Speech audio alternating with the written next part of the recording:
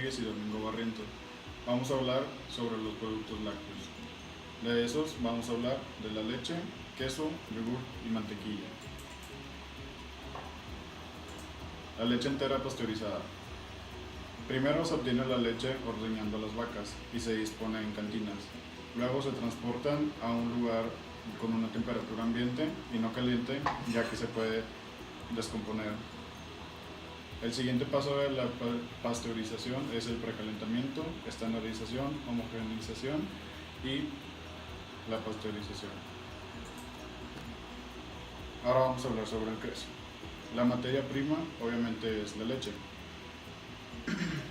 Si se utiliza la leche cruda o sin tratar, el queso conserva más su sabor y toda su grasa, es decir, es un poco más fuerte. La coagulación. La leche se transforma pasando de un estado líquido a un estado sólido o de semisólido. Un semisólido sería... no. Eso no sabía qué pedo. ¿Está bien? Dale. Sí, ahí lo puedo cortar. Bueno, Retómalo después- desde ahí. No, retómalo desde ahí. Di el queso, bla, bla, bla. O sea, ¿otra vez esa parte? Sí, nada más que quédate estable un segundo y lo dices. Coagulación. La leche se transforma pasando de un estado líquido a un estado sólido o semisólido. Después es el corte de la cuajada y su dessuerado. El moldeo, prensado, salado y maduración y afinado. Componentes del queso y sus papeles en el proceso. Agua. Favorece el crecimiento microbiano y por tanto la maduración. Afecta la textura y rendimiento. Influye en la vida del queso. Grasa. Afecta la textura, sabor, rendimiento y color de los quesos. Lactosa. Afecta el deshebrado, textura, sabor y maduración. Caseína. Afecta al rendimiento, sabor y olor. Proteínas del suero.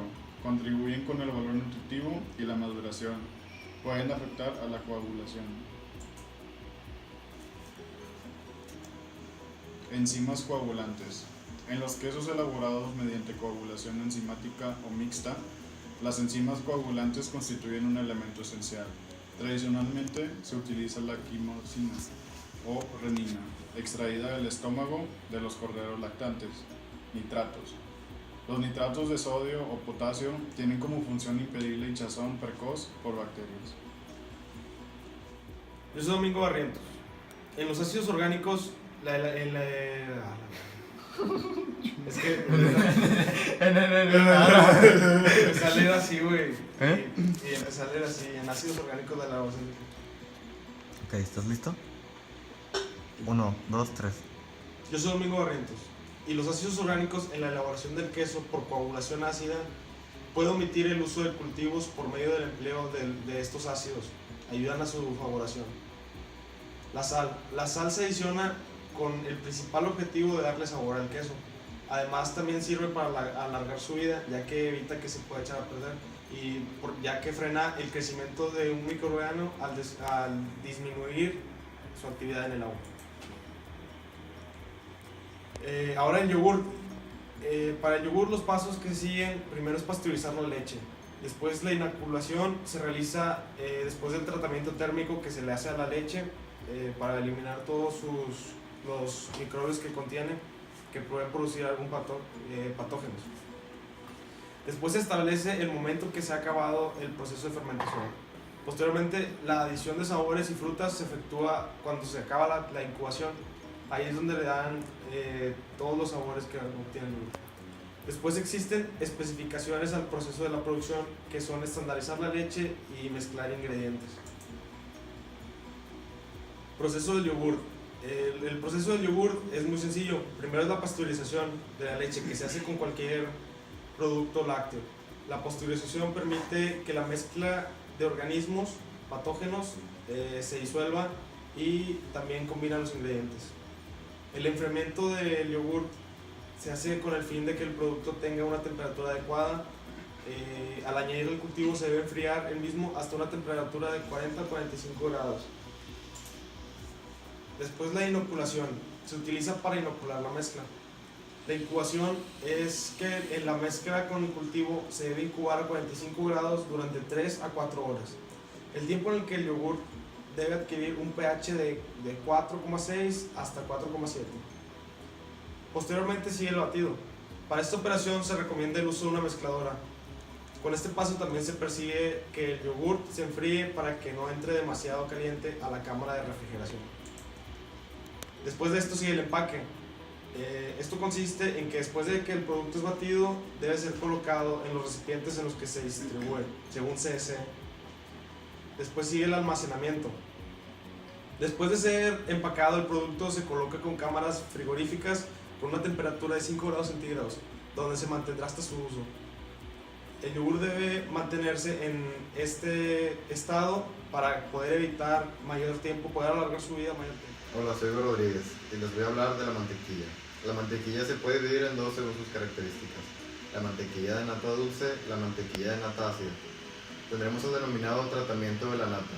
El proceso de pasteurización que vamos a hacer en este caso pues va a ser que destruyamos los gérmenes patógenos que se encuentran en el producto lácteo. El proceso de cristalización de la nata, que básicamente es un proceso que condicionará mucho más a la textura final de la mantequilla, que pues en este caso es la textura que todos nosotros conocemos.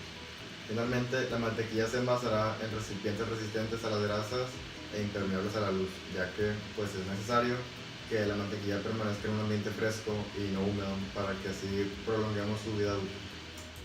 Ahora voy a hablar de las diferencias de los procesos de producción.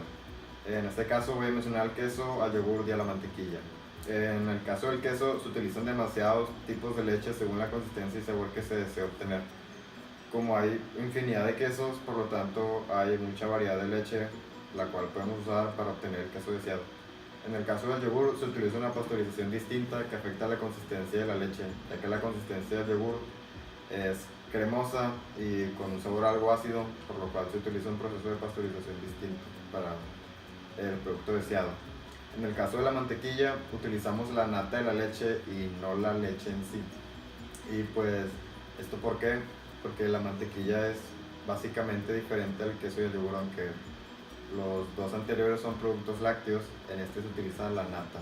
Y pues como vimos anteriormente, hay dos tipos de nata. Hablando otra vez del queso, se necesita una maduración y reposo para que su sabor sea el óptimo para su consumo.